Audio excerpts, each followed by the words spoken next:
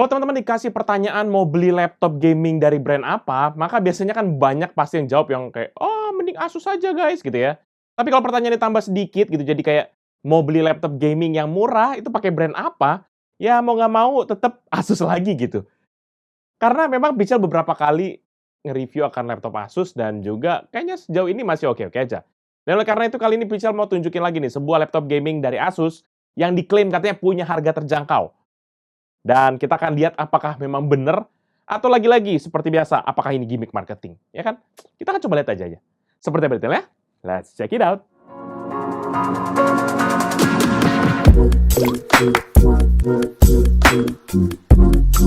Halo guys, balik lagi bersama Pichel dan kali ini Pichel kembali akan nge-review sebuah laptop gaming dari Asus yaitu TUF Gaming A15 FA506NF. Nah, spesifikasi laptop gaming ini tuh sebagai berikut. Prosesornya menggunakan AMD Ryzen 5 7535HS mobile processor, RAM 16GB DDR4 dual channel 4,8 GHz, storage SSD M2 NVMe PCIe 4.0 dengan kapasitas 512GB, integrated GPU AMD Radeon 660M dengan 512MB sharing memory, dan discrete GPU NVIDIA GeForce RTX 2050 laptop dengan 4GB dedicated memory, serta layar IPS panel 15,6 inci matte finish dengan resolusi 1920x1080 atau Full HD dengan refresh rate sebesar 144Hz.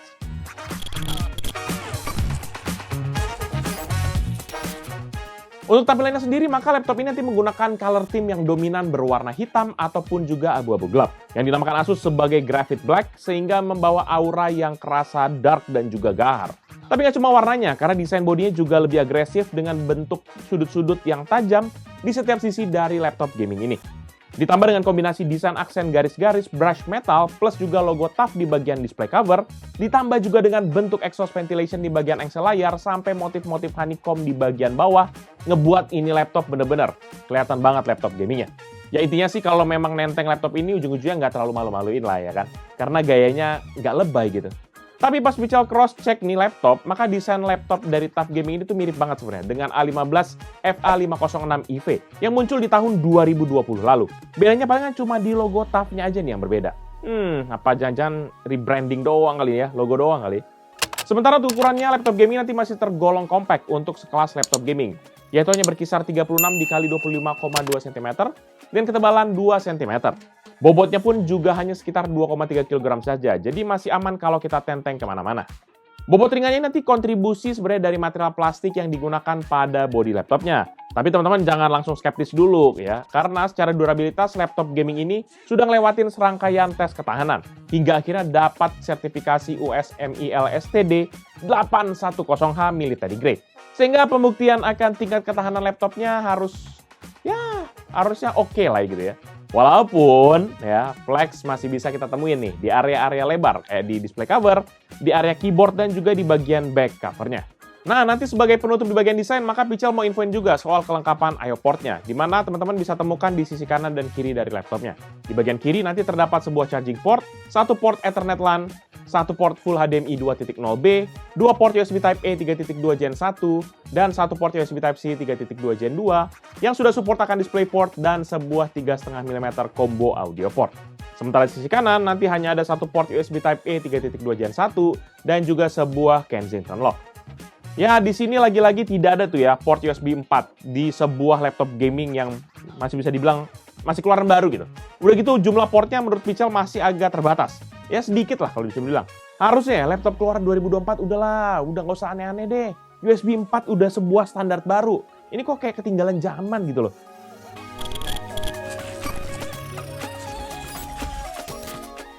Nah, di bagian layar, maka laptop gaming ini memiliki layar IPS panel matte finish berukuran 15,6 inci dengan aspek rasio 16:9 dengan resolusi Full HD atau 1920x1080 dengan refresh rate sebesar 144Hz dan response time sebesar 25 milisecond. Palarnya ini diproduksi oleh Panda dengan kode LM156LF-2F01 yang memiliki color depth 8 bit dengan color akurasi 38,9% DCI-P3, 62,5% sRGB, dan 47,3% Adobe RGB. Untuk tingkat cerah maksimumnya pun panelnya hanya mampu menghasilkan hingga 250 nits dan juga kontras rasio di 1200/1. Dari speknya sudah kelihatan juga nih, Ini kesannya kayak, aduh ya ampun kalau mungkin kita ngomong 3-4 tahun yang lalu masih oke lah spek layar begini. Tapi ini aduh ya ampun, minimal sRGB 100% lah. Standar baru 2024 guys, ya kan? Ya akhirnya dengan spek yang kayak tadi, akhirnya gimana ya? Untuk ngedesain kita nggak bisa, gaming experience pun juga kayak terhambat karena kurang maksimal gitu keluarnya. Dan bahkan di beberapa kondisi, itu tuh malahan layarnya tuh jadi kesannya kayak wash out gitu. Jadi menurut Pichel ini agak, gimana ya, jadi salah satu titik lemah sih menurut Pichel. Dan untuk bingkai layarnya pun bezel yang disematkan pada layarnya memiliki ketebalan 0,7 cm di sisi kiri dan kanan, 1,3 cm di bagian atas, dan 3,8 cm di bagian bawah. Ukuran segini masih tergolong tebal buat ukuran laptop, apalagi yang zaman now. Ditambah lagi dengan engsel layarnya hanya bisa ngebuka sampai 140 derajat aja, jadi beneran ini terbatas banget untuk PC portable ini jadi bentuknya. Nggak bisa kita sharing-sharing atau apa gitu, kurang fleksibel.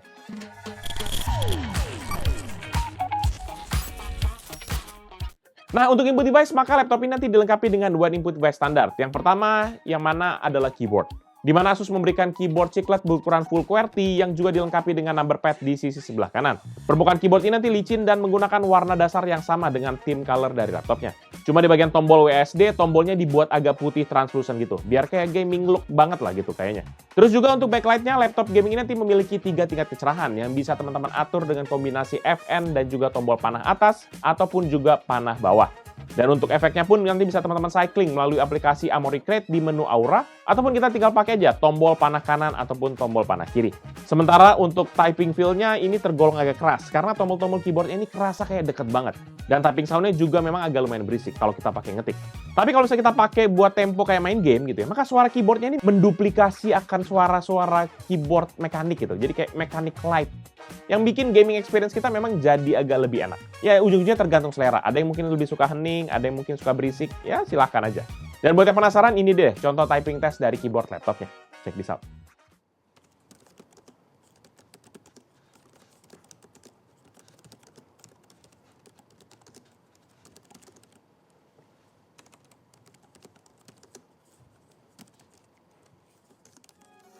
Dan input device kedua yaitu touchpad, di mana memiliki area sentuh sebesar 10,2 dikali 6 cm. Dimensinya nanti sebenarnya udah pas untuk penggunaan sehari-hari. Dan juga posisinya sengaja dibuat agak ke sebelah kiri, supaya memudahkan akses kepada number pad, biar nggak gampang kesenggol. Selain itu juga permukaan touchpadnya juga merespon sentuhan dengan baik, sehingga fitur-fitur kayak smart gesture ya masih nyaman lah buat kita pakai. Cuma lucunya touchpadnya ini masih dilengkapi dengan tombol klik kanan dan juga klik kiri yang terpisah, jadi kayak agak jadul gitu ya.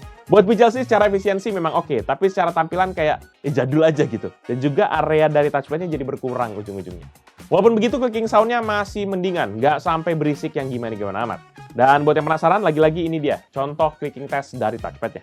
Check this out.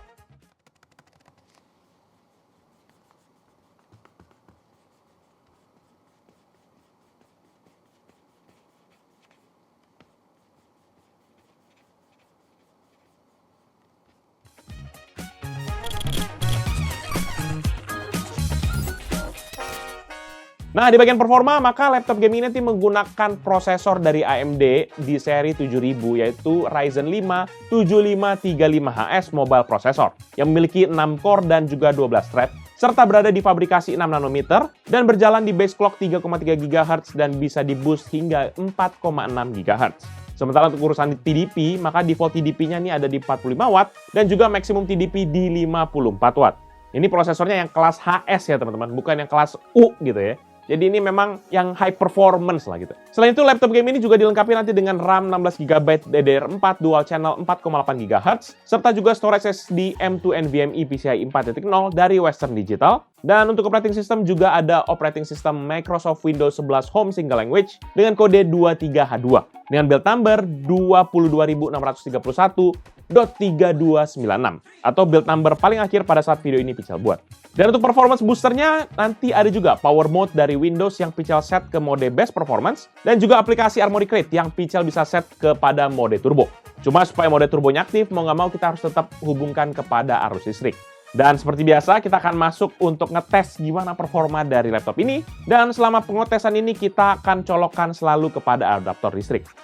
Dan yang pertama kita mulai dengan Cinebench R23. Dan dalam satu kali pengujian, ini skornya adalah 10.360 untuk CPU multicore dan 1.478 untuk single core. Sehingga menghasilkan MP ratio sebesar 7,01 kali. Next, di Cinebench R20 dalam 3 kali pengujian, maka laptop ini mendapatkan skor rata-rata 4083 poin. Masuk di 3D rendering BMW di Blender, maka satu frame dalam 3 kali pengujian itu dapat diselesaikan dengan waktu rata-rata 3 menit 55 detik untuk CPU test dan 3 menit 57 detik untuk integrated GPU test. Sementara untuk discrete GPU-nya nanti diselesaikan dalam waktu 3 menit 53 detik. Kemudian untuk tes rendering picture Premiere benchmark di Adobe Premiere, maka laptop ini berhasil merender project 15 klip 4K dengan format H264 dan juga preset quality 4K dalam waktu 5 menit 13 detik. Dan untuk PC Mark 10 sebagai gambaran overall performa dari laptop ini, skor yang didapat adalah 10.287 untuk essential, 9.293 untuk productivity, dan 7.600 untuk digital content creation. Sehingga rata-ratanya adalah 6.445 poin. Ini dia perbandingan dengan laptop dan PC yang Pical pernah review.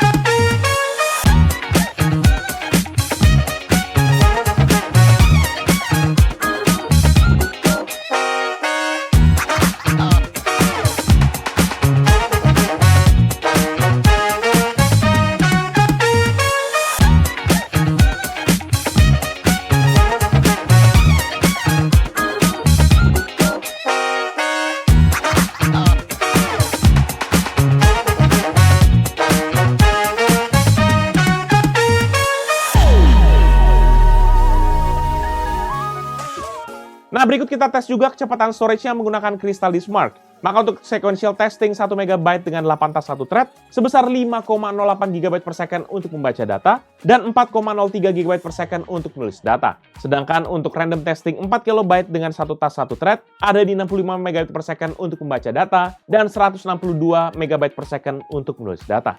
Dan beralih ke bagian grafis, maka laptop game ini menggunakan dual konfigurasi GPU, yaitu yang pertama integrated GPU AMD Radeon Graphics 660M yang memiliki arsitektur RDNA 2 dengan 6 computation unit dan juga 384 unified pipelines, serta bekerja di frekuensi maksimum 1,9 GHz, serta sharing memori default sebesar 512 MB. Selain itu juga ada discrete GPU NVIDIA GeForce RTX 2050 laptop yang memiliki spesifikasi 2048 CUDA cores, 64 AI cores, 32 RT cores, dan juga berada di base clock 1,2 GHz dan bisa di-boost hingga ke 1,8 GHz. Sementara untuk powernya sendiri nanti TGP-nya ada di hingga 70 Watt dengan dedicated memori sebesar 4 GB. Untuk GPU sendiri, Pical ngerasa ini kayaknya agak-agak bukan last year lagi ya. Ini tuh laptop Pical aja yang MSI kemarin itu Stealth X2070.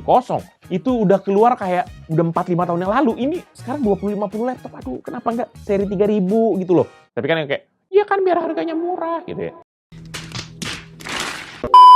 Yaudah deh, dalam pengetesan GPU menggunakan 3D Mark Time Spy, maka integrated GPU-nya mendapatkan skor 1139 untuk grafik, serta 5812 untuk CPU, sehingga rata-ratanya adalah 1295 poin. Sementara discrete GPU-nya mendapatkan skor 4045 poin untuk grafik dan 6961 untuk CPU, sehingga rata-ratanya adalah 4316 poin. Dan ini dia perbandingan dengan laptop dan PC yang Pical pernah review.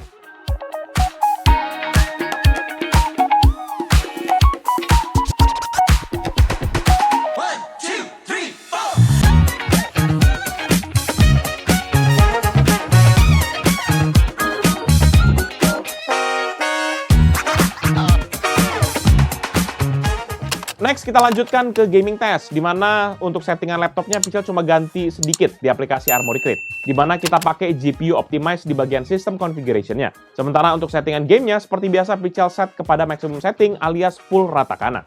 Dan untuk game pertama itu GTA 5 dengan native resolution dan juga setting very high, maka average frame rate di 44,6, dengan maksimum 50,8 dan minimum 37,6 FPS. Next di CS2 dengan native resolution dan juga setting very high, average frame rate di 111,0 dengan maksimum 172,9 dan minimum 46,6 FPS. Kemudian untuk Dota 2 dengan native resolution dan juga setting best looking, average frame rate di 91,0 hingga maksimum 107,9 dan minimum 74,6 fps. Kemudian untuk FIFA 22 dengan native resolution dan juga setting ultra, average frame rate di 149,7 dengan maksimum 170,7 dan minimum 118,8 fps. Kemudian untuk The Sims 4 dengan native resolution dan juga setting ultra, average frame rate di 123,2 dengan maksimum 173,9 dan minimum 80,7 fps. Dan kemudian untuk Cyberpunk 2077 dengan native resolution dan juga setting ray tracing ultra, maka average frame rate-nya di 18,1 dengan maksimum 22,8 dan minimum 12,2 fps. Kemudian untuk Need for Speed Unbound dengan native resolution dan juga setting ultra, average frame rate di 33,9 dengan maksimum 46,2 dan minimum 14,0 fps. Dan kemudian untuk Valorant dengan native resolution dan juga setting high, maka average frame rate di 181,0 dengan maksimum 242,7 dan minimum 128,9 fps. Terakhir, untuk Genshin Impact dengan native resolution dan juga setting high, average frame rate di 108,2 dengan maksimum 123,9 dan minimum 78,5 fps. Nah, dari hasil synthetic benchmark yang tadi, kayaknya udah cukup ngegambarin ya gimana nih peta performa dari laptop ini. Dan menurut Mitchell, menggambarkan juga betapa nggak bergunanya sekali ini RTX 2050 laptop. Teman-teman kan bilang ya kayak, ya mending lah bang daripada tidak sama sekali. Tapi tetap aja guys, ini aduh oh my god, ini kita 2024. Masa sih RTX 2050? Aduh, come on lah, seri 3000 lah RTX-nya. Dan juga ini mengakibatkan result yang dihasilkan itu gimana ya? Ya kayak cukup-cukup makan lah gitu ya. Untuk urusan render 3D mungkin masih oke kalau buat kita yang mungkin suka desain apa gitu ya. Tapi kalau buat kita pakai nge-game, udah deh, kita nggak usah berharap terlalu banyak, bahkan nggak nyentuh tuh sampai refresh rate dari layarnya 144 Hz. Dan nanti untuk menunjang akan kerja keras dari hardware-nya ya, maka laptop game ini nanti sudah dilengkapi nih dengan cooling system yang terdiri dari sepasang kipas dengan triple heat pipe yang bertugas menarik hawa panas dari CPU dan juga GPU-nya. Lalu nanti dikeluarkan melalui ventilasi di bagian engsel layarnya. Dan biar kita sama-sama tahu gimana kemampuan cooling sistemnya, maka kita lakukan idle dan juga stress test dengan skenario yang biasa Pitchell bikin di beberapa laptop-laptop sebelumnya. Dimana yang pertama, itu skenario-nya Pitchell set ke mode performance di Armoury Crate, tapi di sini tidak terhubung kepada arus listrik. Dimana dalam keadaan idle, maka laptop ini menggunakan CPU usage itu rata-rata di 2,4%, dengan suhu di 63,1 derajat Celcius dan power di 5,4 watt, serta frekuensi di 1,9 GHz. Setelah itu nanti laptopnya Pitchell colokin ke adaptor listrik, dan CPU usage-nya sempat ngelonjak hingga 14%, tapi setelah itu drop ke 3,8%. Sementara untuk average usage-nya di 2,2%.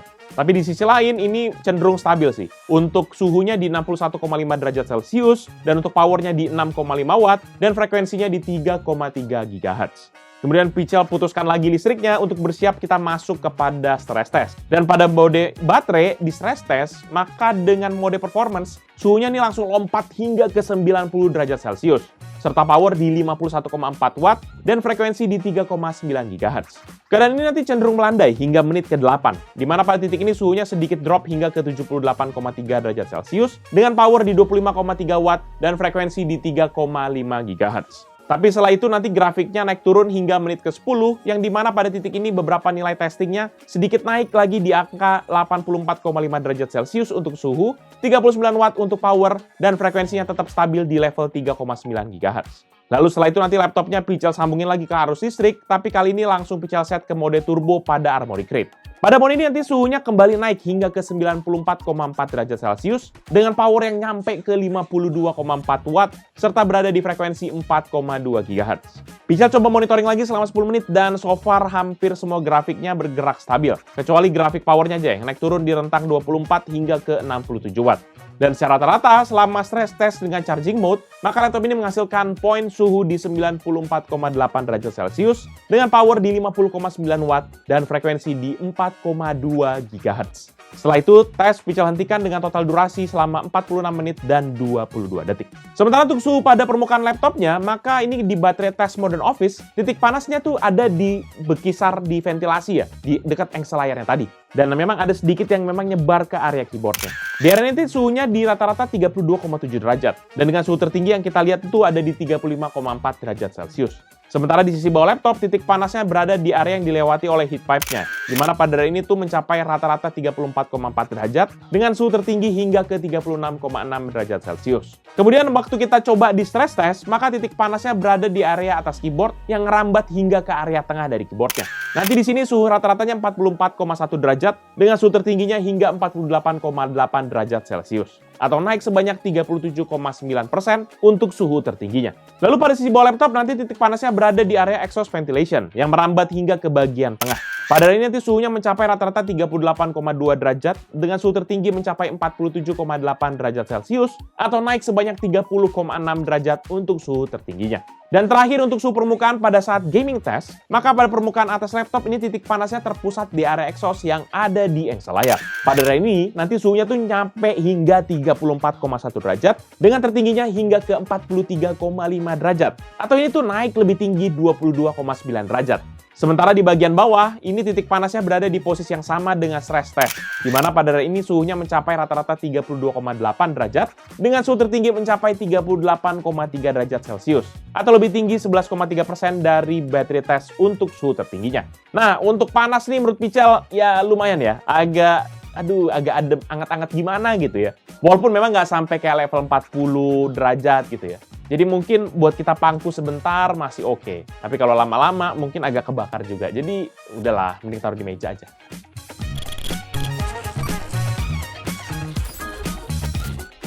Di bagian audio nanti laptop ini memiliki sepasang stereo speaker dengan tuning dari DTS yang diletakkan di bagian bawah dari laptopnya. Produksi suaranya masih tergolong jernih dan juga lantang dan terdengar imersif waktu Pichel lakukan gaming test. Cuma sayangnya pada saat Pichel test dengan sebuah lagu, ini bassnya malah nggak keluar sama sekali. Jadi kerasa kayak treble gitu semuanya. Untuk output suara pun pada waktu kita tes, ini memang untungnya masih kenceng, di mana dia berada di rata-rata 93,3 desibel dengan level tertingginya di 99,6 desibel. Dan buat yang penasaran, ini dia deh contoh dari speaker laptopnya. Check this out.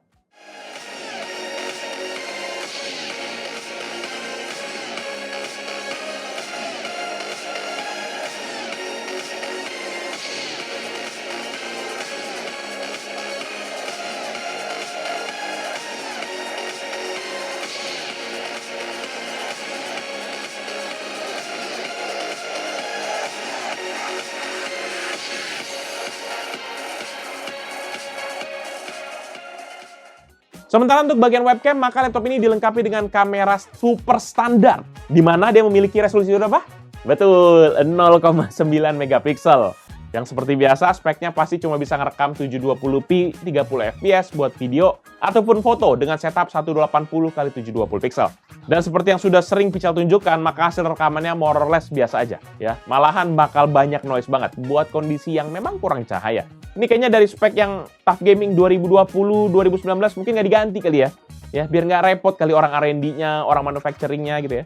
Atau mungkin masih terlalu banyak nyetok kamera 0,9 megapikselnya. Stop it. Get some help. Buat yang penasaran, berikut ini deh contoh hasil kamera dari laptopnya. Check this out. Oke teman-teman, ini merupakan hasil tes kamera dari Asus TUF Gaming A15. Nah, ini ada di settingan kamera paling terbaiknya. Dan hasilnya seperti ini. Noise masih ada.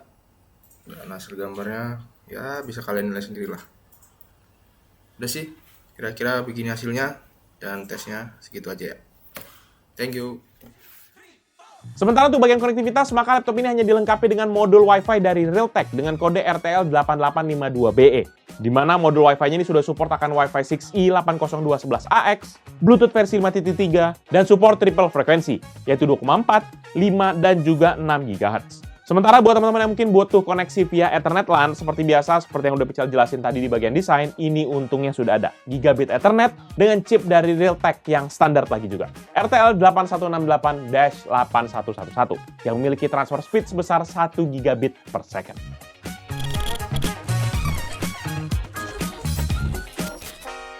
Di sisi baterai, maka laptop ini nanti menggunakan baterai internal lithium-ion berkapasitas 48.000 mAh dari Asus. Dan dalam pengujian baterai di PC Mark 10 dengan skenario Modern Office, full brightness dan juga mode balance pada aplikasi Armoury Crate, maka laptop ini dapat bertahan selama 4 jam 1 menit dari 99% hingga 11% baterainya. Sementara di skenario gaming, full brightness dan juga mode balance di Armoury Crate, maka laptop ini dapat bertahan hanya 56 menit saja dari 100% hingga 6% baterainya. Menurut Pichel ini memang desktop replacement lah. Ini benar-benar boros banget laptopnya. Padahal GPU-nya juga bukan yang high-end amat gitu ya. Layarnya juga cuma Full HD. Tapi buat kerjaan kantor aja nggak bisa tembus 5 jam. Aduh, sulit guys, sulit. Lalu untuk pengisian baterainya pun, laptop ini nanti dibekali dengan charger dengan output maksimum 20 volt 7,5 ampere atau setara dengan daya 150 watt. Dan nanti chargernya bisa mengisi dayanya dalam waktu 1 jam 42 menit dalam kondisi layar laptop hidup, medium brightness, dan sedang tidak kita gunakan. Pichel juga coba tes charging dengan charger 65 watt di port Type-C, tapi sama kayak laptop gaming yang kemarin, daya listriknya nggak ada yang masuk sama sekali. Jadi sudah bisa dipastikan port Type-C pada laptop ini tidak bisa jadi secondary charging port. Sayang sekali.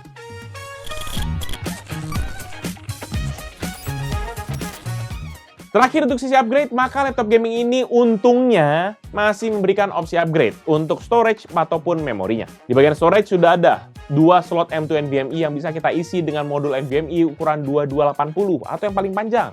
Sehingga untuk opsi upgrade-nya, teman-teman bisa nambah modul yang ada yang kosong atau ngeganti tuh modul yang sudah ada kepada kapasitas yang jauh lebih besar. Sementara untuk memorinya disediakan nanti 2 slot SODIMM DDR4 yang salah satunya sudah terisi dengan modul RAM DDR4 16 GB. Jadi untuk opsi upgrade-nya, teman-teman langsung tambahin aja 1 keping lagi dengan kapasitas berapapun yang teman-teman butuhkan. Asal rela aja tuh dual channel-nya jadi nggak aktif. Tapi kalau teman-teman butuh fitur dual channel-nya, tinggal tambahin aja 1 keping lagi dengan spek RAM yang sama persis dengan yang ada. Tapi ada yang lucu nih teman-teman. Di sebelah baterai itu kayak ada space yang kosong. Yang kalau Pichel ukur sih ini kayak pas banget buat kompartemen SSD ataupun harddisk ukuran 2,5 inci. Dan bener aja, pas Pichel cari-cari nih di dunia maya, space kosong itu memang tadinya kompartemen untuk SSD ataupun harddisk 2,5 inci. Ya, ini mah memang beneran kayak template-nya dari TUF Gaming yang A15 FA506 IV yang dulu nih kayaknya ya. Ya, sisanya selebihnya nggak ada lagi opsi upgrade untuk laptop ini.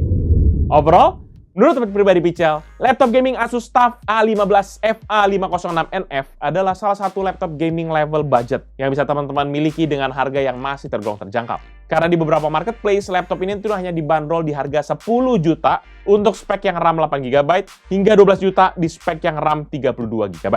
Jadi untuk laptop yang sekelas gaming begini, ini menurut Pichel termasuk value deal lah. Kenapa gitu? Karena memang setelah Pichel cek di range harga yang sama, beberapa laptop gaming itu masih menawarkan integrated GPU aja, ataupun kalau ada yang spek GPU-nya sama, CPU-nya tuh masih nggak pakai yang Ryzen 5000 series gitu. Jadi secara generasi memang masih lebih rendah lah dibandingkan dengan laptop ini. Ya walaupun nggak bisa dipungkiri, GPU RTX 2050 laptopnya yang digunakan ini kayaknya sudah ketinggalan zaman kali ya, outdated lah. Tapi balik lagi, kalau buat kita yang mungkin baru mau masuk laptop gaming entry level dan beberapa speknya nggak terlalu mengganggu, yang penting resultnya ada gitu ya, ini memang salah satu solusinya sih. 10 juta gitu loh, kayak mau komplain apa lagi gitu ya.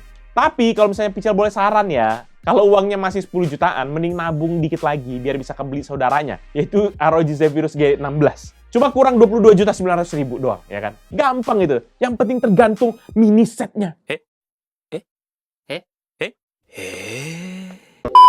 Dan nanti kalau teman-teman yang berminat dengan produknya atau mau cek produknya, bisa cek di deskripsi yang Pichel akan tulis di bawah ini.